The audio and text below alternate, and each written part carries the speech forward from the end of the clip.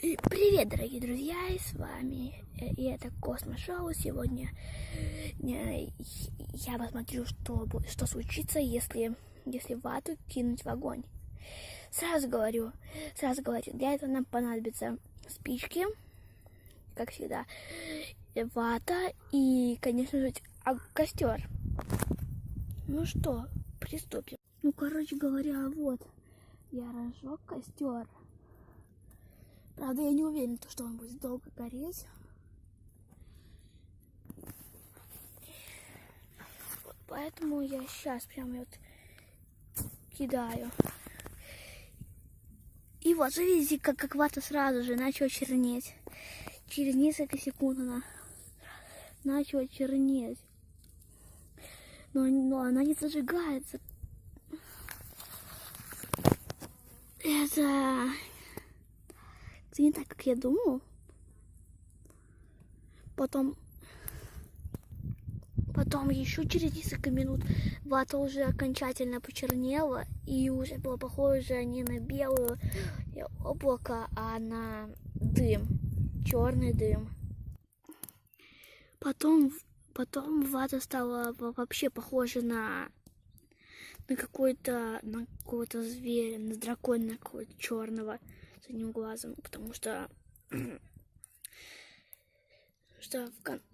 в конце концов, если посмотреть с другого ракурса, то можно увидеть то, что она немного побелела. Потому что все известно то, что если огонь не горит, то это все пепел. Это превращается в пепел. Пепел. Ну, блин. Потом сейчас я возьму эту фигню и перетащу ее отсюда вот.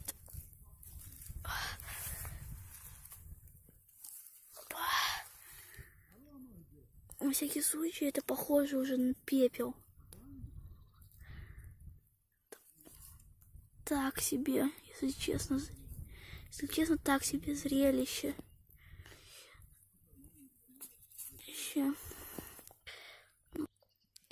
Вывод таков, то что вата не может сгореть в огне, но она чернеет, она обгорает.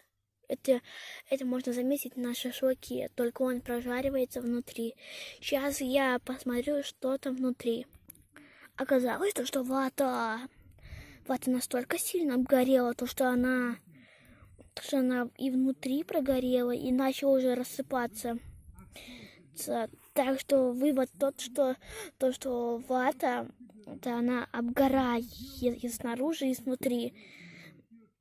И она, как это сказать, ну и рассыпается, как уголь, по которому бьют. Ну ладно, ну что. И на этом видео наше подходит к концу. И это было Космошоу. И всем пока-пока.